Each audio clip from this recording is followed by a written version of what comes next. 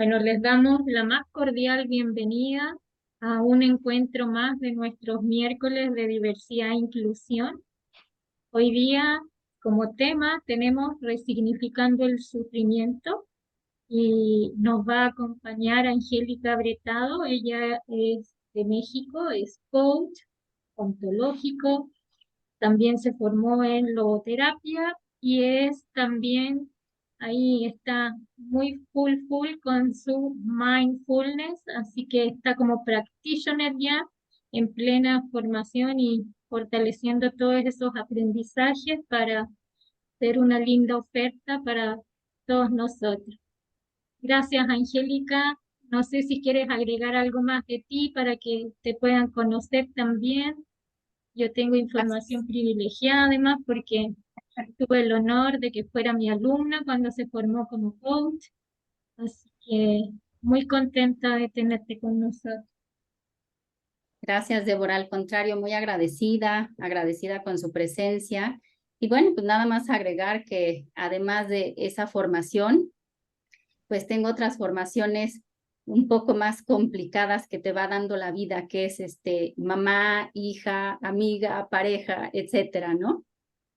Y bueno, pues si quieren, entonces empezamos. Entiendo que están conectadas desde Chile y Argentina y Alexis estaba por ahí, no sé de dónde, me imagino que más o Desde menos Chile, desde desde Chile. Chile. Gracias, Alexis. Y bueno, pues como saben, el título de la plática de hoy es Resignificando el Sufrimiento. Y me gustaría empezar preguntándoles, ¿ustedes qué entienden por resignificar? Como somos poquitos, pues adelante, abran sus micrófonos, por favor. Súper. Bueno, Angélica, para mí resignificar es darle una nueva perspectiva, un nuevo sentido, una nueva comprensión a aquello que tal vez lo percibo de una manera un tanto negativa. Ujú. Claro, claro, exacto. Gracias, Carla. ¿Alguien quiere agregar algo más? Y como construir a partir del sufrimiento también podría ser. Sí, sí, también puede ser, ¿no? Como decía Carla, es una nueva mirada, ¿no? Tal vez una mirada. Una mirada distinta, digamos. Exacto, exacto. De mi parte lo veo como verlo con otro sentimiento y otra emoción en la actualidad, siendo que en su minuto no fue como lo vienen en la situación actual que se vive en el minuto. Exacto. Y si se dan cuenta, el título es Resignificando, porque al final es así, en gerundio, ¿no?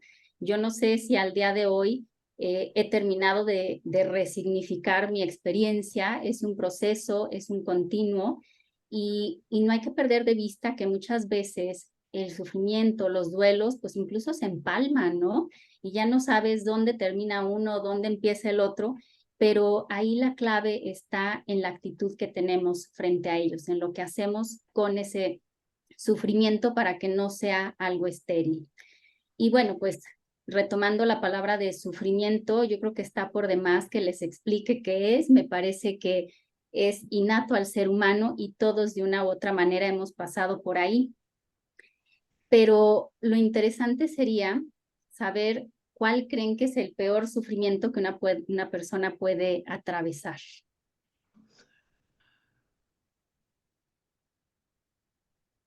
Ay, no sé, yo creo que para mí sería perder un hijo. Ujú. O sea, no sé, creo que eso podría ser algo, no me ha sucedido hasta ahora, pero pienso que eso podría ser algo fuerte. Claro, Ujú. claro, es un dolor pues indescriptible, ¿verdad? ¿Alguien más?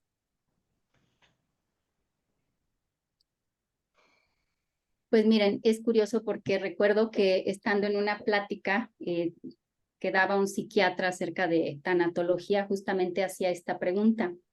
Y hubo quien respondió desde la mascota, ¿no? Hasta efectivamente los hijos, los padres, etcétera. Y lo asombroso de esto es que en realidad el peor sufrimiento es el propio, porque como decía Octavio Paz, por más que yo trate de ponerme en los zapatos, por ejemplo, de Carla o de Liliana o de Alexis, es imposible porque yo tengo una perspectiva ¿Cuántas veces no hemos escuchado que hermanos, ¿no?, que se criaron en la misma familia, uno vivió su infancia como lo mejor que le pudo haber pasado y el otro fue el más desdichado, ¿no?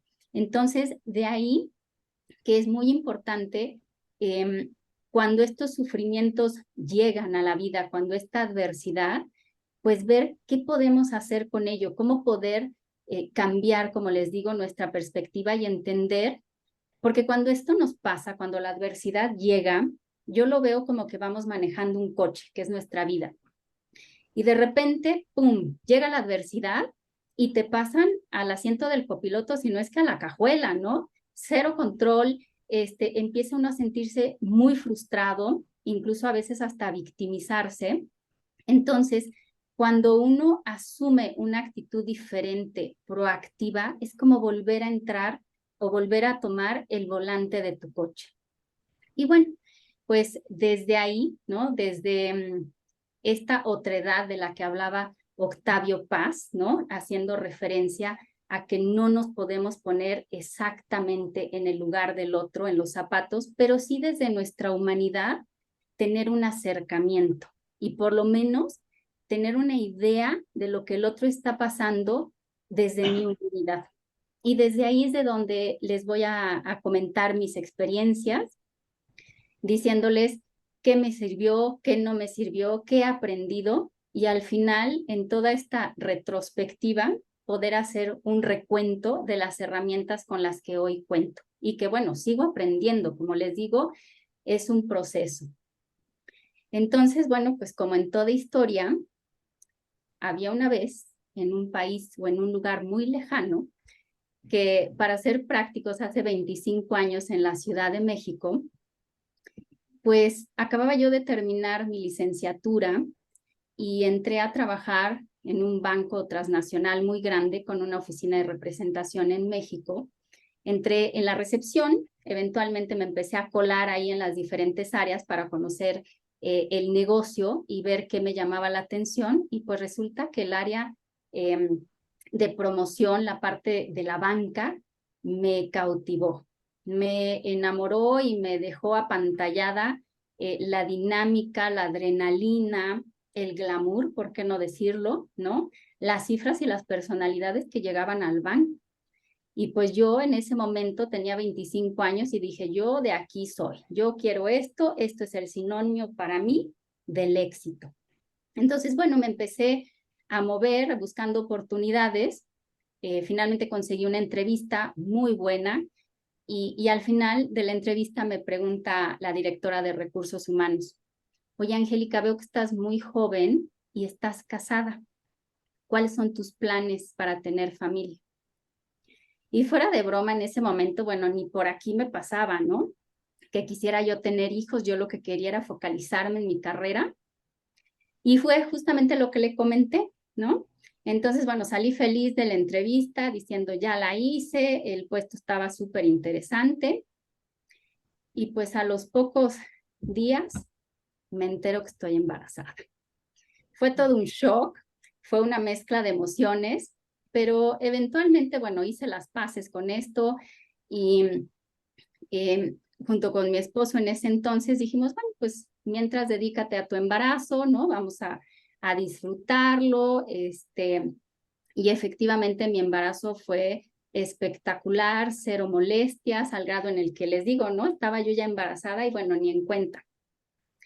Y bueno, como papás primerizos, habíamos planeado la vida de nuestro hijo, ya sabíamos que era niño, bueno, ya sabíamos hasta qué carrera iba a estudiar, ¿no? Como si efectivamente pudiéramos controlar todo eso. Y algo de lo que estábamos seguros era que independientemente de las elecciones que él tomara, pues queríamos apoyarlo para que maximizara su potencial y que fuera feliz. Entonces, bueno, pues llega el momento esperado.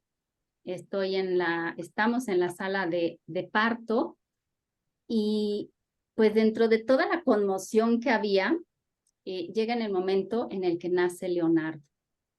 Y de repente se hizo un silencio. Solo escuché ruiditos y en ese momento sabía que algo estaba mal. pero nunca me imaginé qué tan mal. A los pocos minutos se acerca con nosotros el pediatra y nos dice que Leonardo había nacido con múltiples malformaciones en sus manos.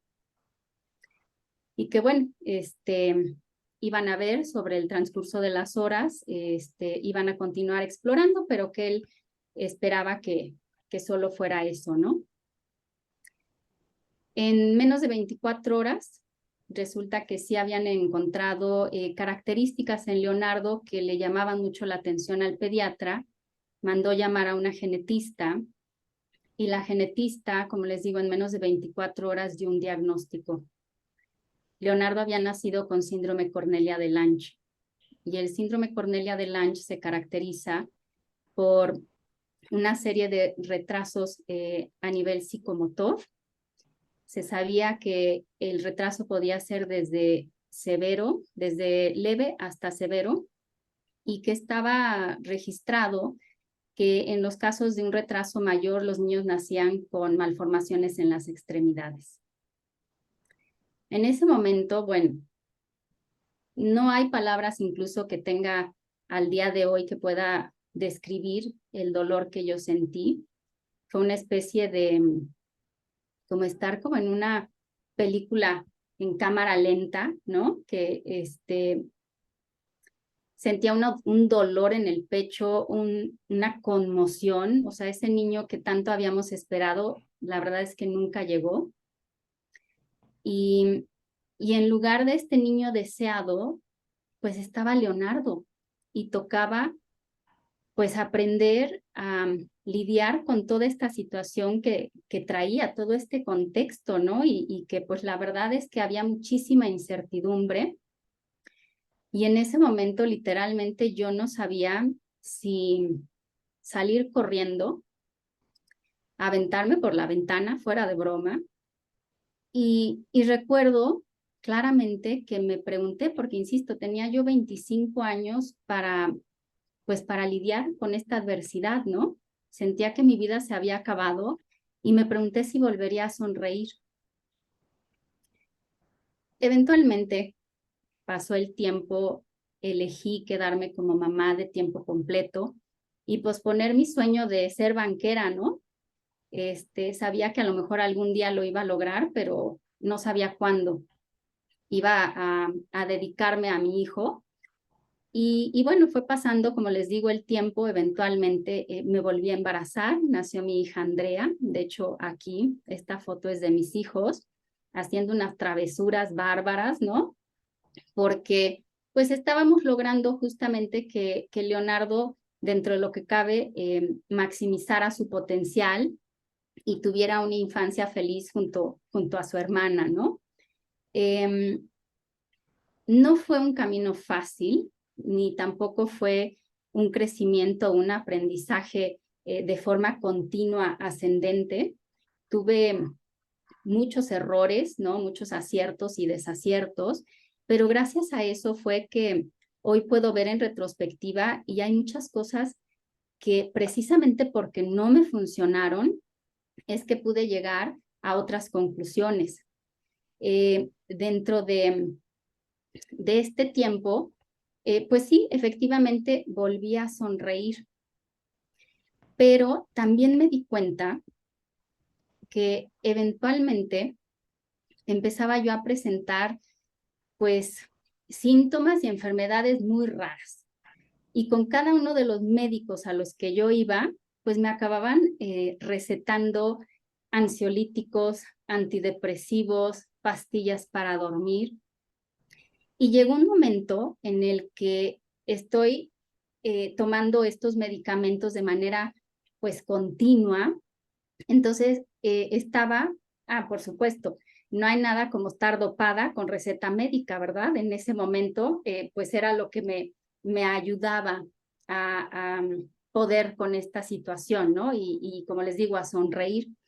Entonces me acuerdo mucho que estoy en la última toma de mi Tafil, no sé si lo conozcan o lo han escuchado, y se me cayó la pastilla, estaba yo en mi recámara y de veras me puse como loca a buscar la pastilla.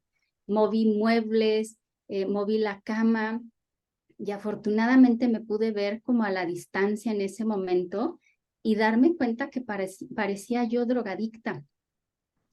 Y ahí fue cuando, pues no sé, yo creo que de manera intuitiva entendí que por estar focalizada en mis hijos, había descuidado mis necesidades emocionales. Sí me cuidaba mucho, a lo mejor hacía mucho ejercicio, cuidaba mi dieta, pero hasta ese momento me parece que ustedes dicen que no me había caído la ficha, acá decimos no me había caído el 20, de que la parte emocional es importantísima, incluso la parte espiritual. En ese entonces, bueno, yo era atea, llevaba la mayor parte de mi vida siendo atea, y empezó mi búsqueda por un mayor sentido, por algo más, por algo que me ayudara internamente. Y ahí es cuando también empecé a crear una red de apoyo, que cuando atravesamos por estos momentos de adversidad es básica. Y es poder tener también esta humildad para decir, hasta aquí puedo, de aquí para acá ya no puedo sola, necesito ayuda. Y pues esa red de apoyo puede ser desde la familia, las amistades, los médicos, los terapeutas, incluso filosofías de vida. Entonces, bueno, fuimos avanzando como familia y dentro de lo que cabe ya nos habíamos adaptado, ¿no? Después de ya de algunos años, pero ahora lo que tocaba era poder encontrar como esa armonía entre atender a Leonardo, convivir con él, pero también atender a nuestra otra hija, que afortunadamente pues es una niña regular que me enseñó también las bondades de ser mamá. Y a veces lo que nos pasaba era que nos invadía una culpa terrible, porque a veces necesitábamos alejarnos de la locura que sinceramente se había convertido nuestra casa, nuestra familia, porque Leonardo, dentro de este retraso, presentaba también características autistas y se autoagredía. Debido a su retraso, él no alcanzaba a distinguir y mucho menos a nombrar si algo le dolía. Él simplemente se desorganizaba. Podía ser desde, no sé, se me ocurre que un dolor en el dedo hasta algo muy grave.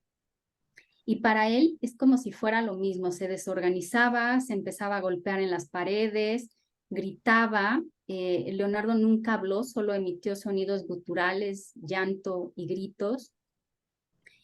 Y sobre todo lo que era más impactante para todos nosotros y que de cierta manera queríamos como proteger a Andrea, a nuestra hija, es porque se autoagredía y o sea, sinceramente había momentos en los que se arrancaba la piel de las manos y era, como les digo, muy impactante, o sea, ver ese comportamiento, verlo con sangre, en fin, fueron momentos muy desgastantes física y emocionalmente. Entonces, por eso es que les digo que a veces necesitábamos alejarnos. Pero gracias a esta red de apoyo, sobre todo a los psicoterapeutas, fue que pudimos poco a poco empezar a buscar esos espacios. Sí convivíamos todos, pero también a veces necesitábamos, y también por Andrea, poder convivir desde otro lugar. Entonces, ya habíamos entrado, como quien dice, en una zona donde nos habíamos estabilizado como familia, que a pesar de toda la locura que a veces había en casa, dentro de lo que cabe ya teníamos la situación bajo control. Habíamos encontrado un centro de día, una escuelita, en la que Leonardo estaba muy bien. Era una escuela muy pequeñita donde le daban todas sus terapias corridas y por lo menos yo podía despegarme un rato, ir al súper, ir a llevar a su escuela a Andrea, en fin, como que moverme y tener un poco de independencia. Y pues, como suele pasar en la vida, cuando estás ya en tu zona de confort en tu zona conocida, pues resulta que un día nos dicen que la escuela iba a cerrar, que ya no era redituable. Entonces, pues bueno, ahí empecé a buscar otras opciones para Leonardo y francamente lo que encontré fue lugares que no los consideraba yo dignos, ni siquiera para mi hijo, sino para todos los niños que veía yo ahí.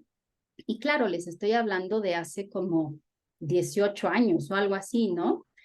Entonces, algo que aprendí es que usualmente cuando estamos en lo que conocemos como zona de confort, y a veces no es tan confortable, simplemente es una zona conocida, pero en el fondo intuimos y sabemos que hay que salir de ahí, que hay algo que tenemos que hacer. A lo mejor puede ser salir de una relación tóxica, cambiar de trabajo, modificar nuestros hábitos. Cuando no lo hacemos de forma proactiva, lo que yo había entendido es que en pocas palabras, la vida a chanclazos, como decimos en México, pues te saca de esa zona y te pasa a la zona de pánico.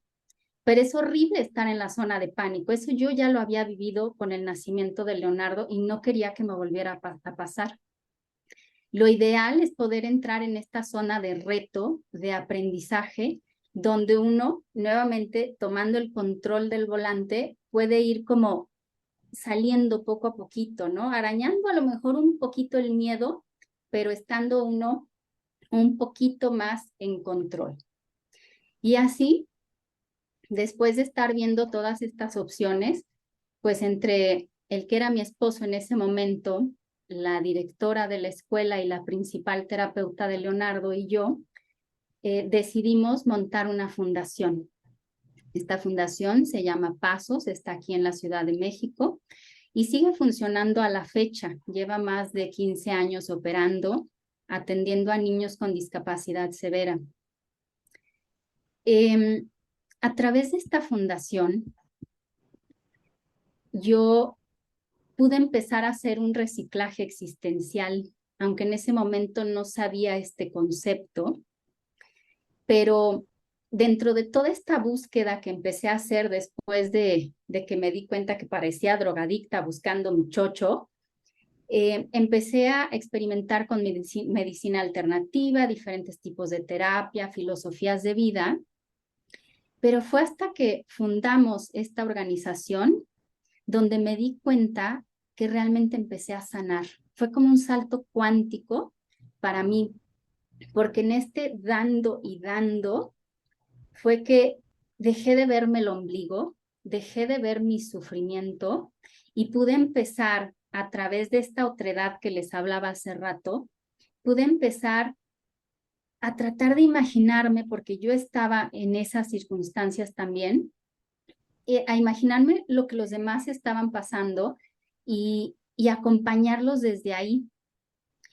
Y ahí fue cuando descubrí mi verdadera vocación profesional. No era ser banquera, que no tiene nada de malo ser banquera, pero el problema era mi intención cuando buscaba yo ser banquera, porque en realidad no había dejado de verme a mí. Yo lo que quería era fama, dinero, éxito. Hubiera sido muy diferente que yo hubiera dicho, lo que quiero es ayudar a las personas a que cuiden sus ahorros, a que incrementen su patrimonio, etcétera, ¿no?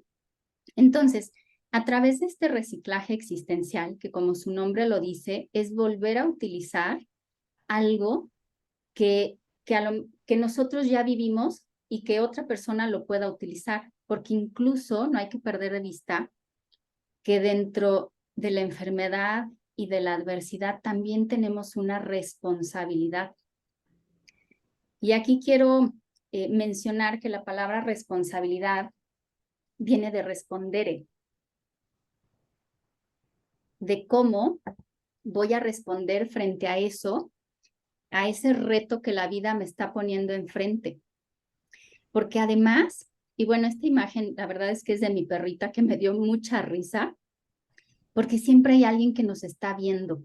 Siempre le estamos modelando a los demás cómo reaccionamos frente a la adversidad, si nos deprimimos, si nos victimizamos, si le damos la vuelta a los problemas o realmente nos atrevemos a verlos de frente y atravesar esa dificultad. Entonces, con la fundación me di cuenta que empecé a hacer este reciclaje existencial y, como les digo, ahí descubrí mi verdadera pasión. Y bueno, eventualmente también me tocó una época complicada nuevamente, en donde me acababa de divorciar, me saturé de actividades, nuevamente evadí el dolor, ¿no? Ahí se me empalmaron las pérdidas y los duelos. Y no fue hasta que me fracturé el pie, literalmente, porque no fue la mano, no fue el dedo, fue el pie. Y eso me llevó a estar en reposo y literalmente a ver las cosas desde otra perspectiva. Y recuerdo que hablando por teléfono, porque recuerden que era otra época, no había WhatsApp ni nada por el estilo, hablando con mi terapeuta, le dije, ya entendí que lo que tengo que hacer nuevamente es voltearme a ver a mí. Tengo que bajarle a estas actividades porque otra vez le di la vuelta al problema y lo evadí, ¿no? Entonces necesito poder hacer cosas nuevas.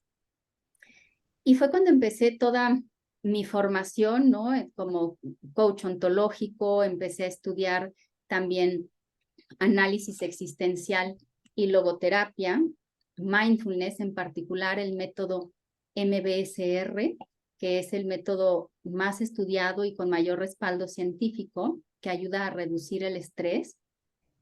Y a través de este acompañamiento fue que pude yo poner al servicio de los demás toda esa experiencia de vida más mi formación profesional. Y ahí me di cuenta que la vida era mucho más plena de lo que jamás me hubiera imaginado. Finalmente me salí de la fundación, como les digo, estaba yo saturada, estaba recién divorciada y pues no era ya factible ni era cómodo para mí. También fue muy desgastante estar en reuniones en la fundación. La fundación también cobró vida propia. Y es curioso porque al día siguiente que firmo mi salida de la fundación, internamos a Leonardo para una intervención muy sencilla para que mejorara su calidad de vida. Y nuevamente apareció la culpa, porque sentía que le había fallado a mi hijo por haberme salido de la fundación. El haber puesto en primer plano mis necesidades emocionales me hicieron nuevamente sentirme muy mal. Y no fue hasta un mes después, fue un mes muy difícil porque Leonardo eventualmente ya no salió del hospital. Leonardo falleció, se complicaron terriblemente las cosas, entraba y salía de terapia intensiva. Pero cuando Leonardo fallece, pude vivir mi duelo con mayor aceptación, con mayor tranquilidad, porque supe que había hecho todo lo que había podido. Pude entender y procesar sobre todo esta culpa. Y al día de hoy, bueno, sigo a través de esta pasión profesional que tengo, acompañando a las personas precisamente para tratar de ampliarles el panorama, que cambie su perspectiva y que puedan ver mayores posibilidades de respuesta, con mayor claridad mental, para poder afrontar el sufrimiento, la incertidumbre, el caos que estamos viviendo hoy, ¿no? Que no es ninguna novedad, desgraciadamente a nivel mundial estamos viendo mucho caos. Y esta plática, justamente, hoy mi hijo ya no está, pero esta es mi manera de honrar su memoria a través de este acompañamiento.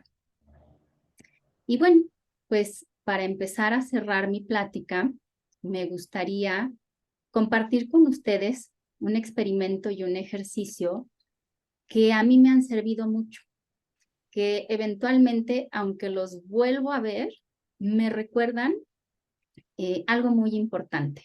Y si están de acuerdo, me gustaría presentarles esto y que me digan, ya sea, bueno, somos poquitos, si pueden abrir sus micrófonos y decirme qué ven. Un cubo. Cubo. Un Un cubo. cubo, Un Cubo, cubo. sí. Ok, un cubo transparente. muy bien, muy bien. Bueno, hubo en este ejercicio, hay quien me ha dicho que ve una mantarraya, pero bueno, ahí sí no sé cómo le hacen para ver una mantarraya. Sí, yo también veo un cubo. Hubo un experimento que se hizo y habían dos grupos de control.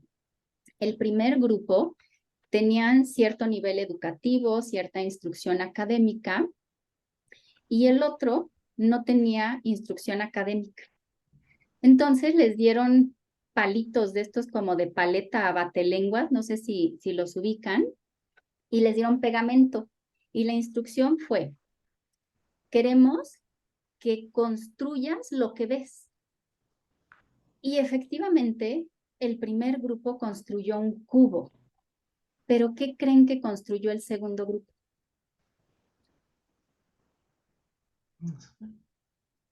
La figura plana. No construyeron algo tridimensional, construyeron pues simplemente lo que veían. Y cuando yo les platico esto, ¿de qué se dan cuenta?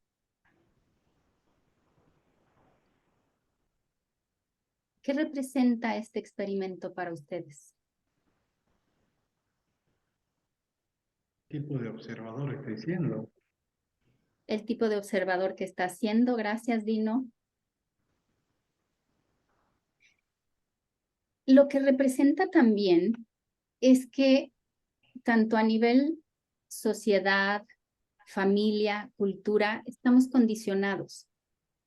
Estamos, nuestra perspectiva, no sé ustedes, pero es algo que yo he descubierto en mi personalidad, tiendo a buscar respuestas complicadas, entre líneas, cosas rebuscadas, cuando a veces las soluciones son muy sencillas, pero nuestra perspectiva, no sé si decir que está formada o deformada.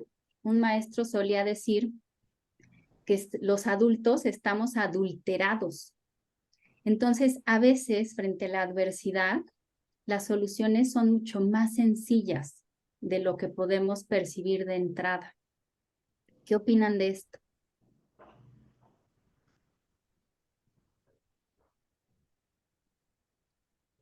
Bueno, continuamos con otro ejercicio y aquí sí les pido que usen su hojita.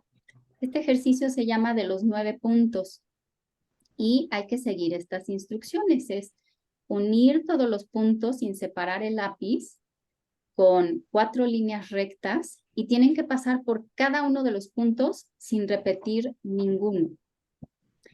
Les doy unos minutos, ¿les parece? Bien. Para que traten de resolverlo. No sé si alguien ya lo conocía, pero si es así, les pido que traten de hacerlo con una mirada fresca, como si lo hicieran por primera vez.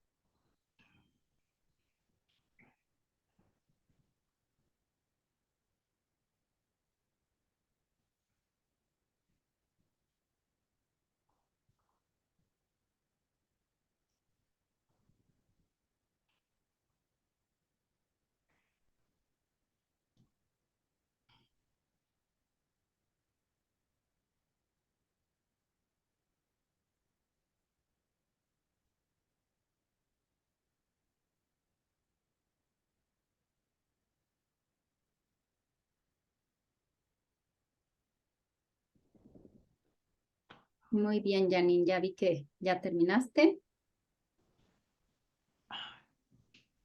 ¿Alguien más?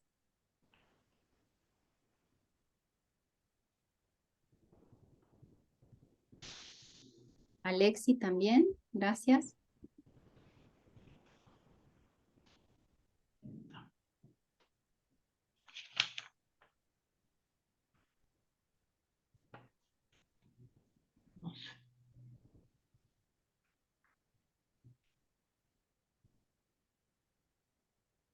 Yo tengo baja visión y me cuesta un montón esto. Sí, Liliana, no te preocupes, no pasa nada. Te agradezco. Un minuto más, ¿les parece?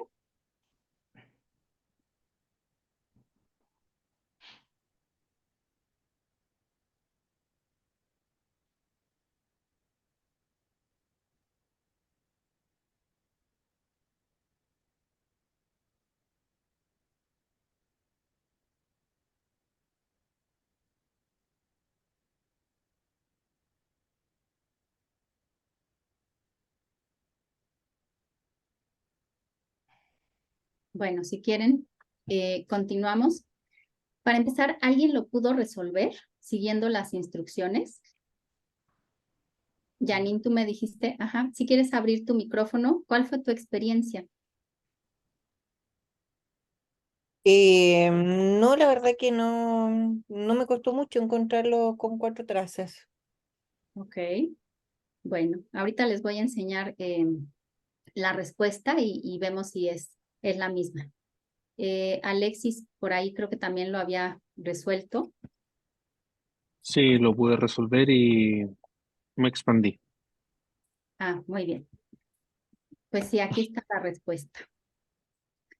Y nuevamente, ¿de qué se dan cuenta a la hora de hacer este ejercicio? Les digo, si ya lo conocían, pues traten de verlo, como dicen los budistas, con esta mente de principiante, como niño, ¿no?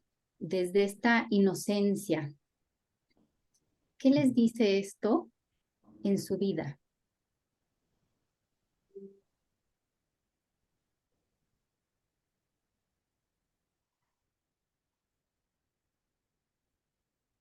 Les comparto lo que a mí me pasa, por ejemplo, ¿no? Que, insisto, van varias veces que resuelvo este ejercicio, eventualmente se me olvida cómo resolverlo y me genera mucha frustración, como si debería de saberlo, ¿no? Pero una vez que veo, cada vez que veo la solución, tiendo a tener una personalidad muy estructurada, muy disciplinada, lo cual me sirvió mucho cuando Leonardo estaba con nosotros, precisamente por los horarios y cómo tenía que funcionar, ¿no? Para que no se desorganizara y estuviera pues lo más estable posible. Pero me doy cuenta que eso ya no me sirve. Lejos de ser una herramienta que me suma en mi proceso, me resta, se convierte en un obstáculo. Y este ejercicio para mí es un constante recordatorio que hay que salirse de la caja, ¿no? Que hay que pensar con una mirada fresca. No sé para ustedes qué representa.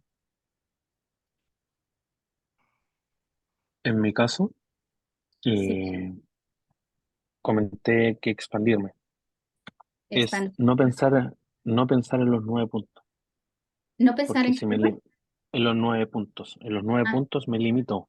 exacto. Tengo que salir, expandirme, tengo que ver oportunidades que me entrega el entorno más allá.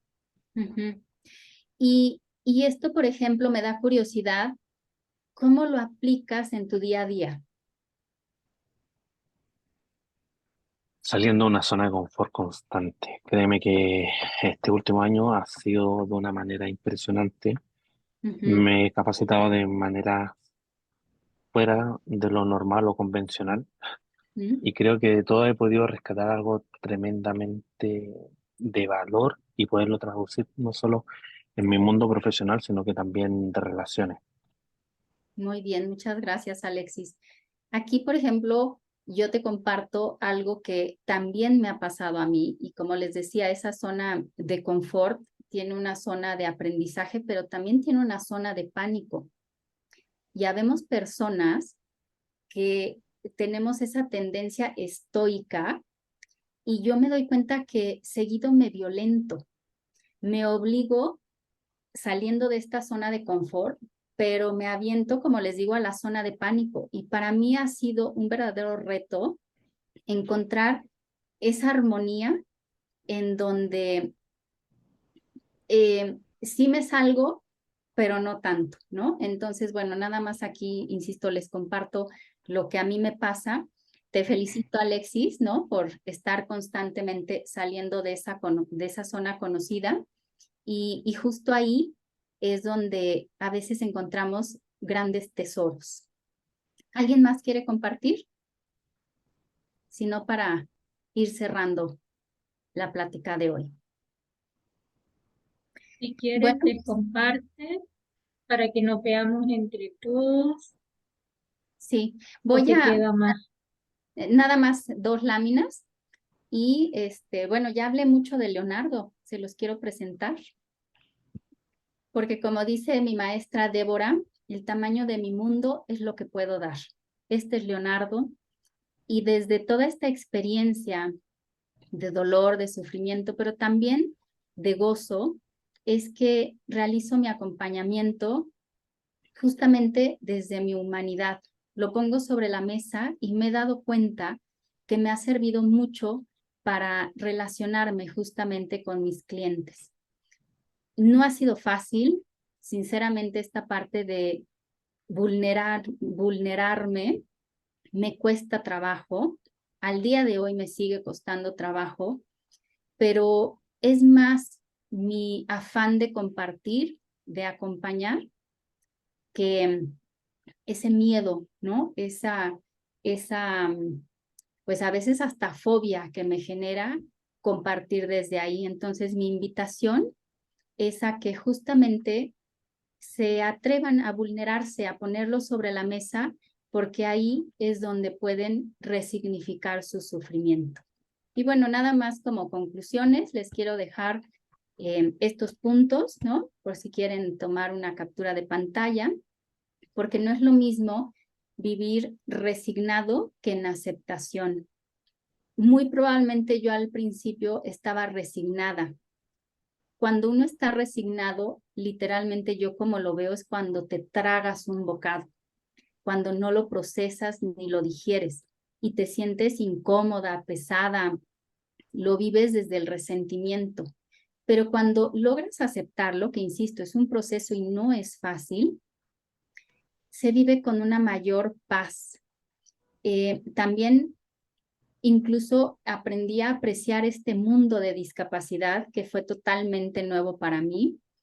Aprendí también que hay que cuidarse, que hay que voltear a ver nuestras necesidades y ver de frente también el miedo, porque al final todas las emociones están ahí para ayudarnos, nos están mandando mensajes continuos y también hay que aprender a conocer el cuerpo. Hay que tener estas redes de apoyo y esta esperanza activa, sabiendo que el tiempo no todo lo cura, que tenemos que ser proactivos y saber que todo pasa. Es esta condición en donde ni lo bueno, ni lo malo, o lo agradable y lo desagradable está para siempre, pero eso justamente nos permite disfrutar más los momentos agradables. Les recuerdo tener esta mente de principiante, como decía Alexis, ¿no? Que constantemente se está sacando de su zona conocida.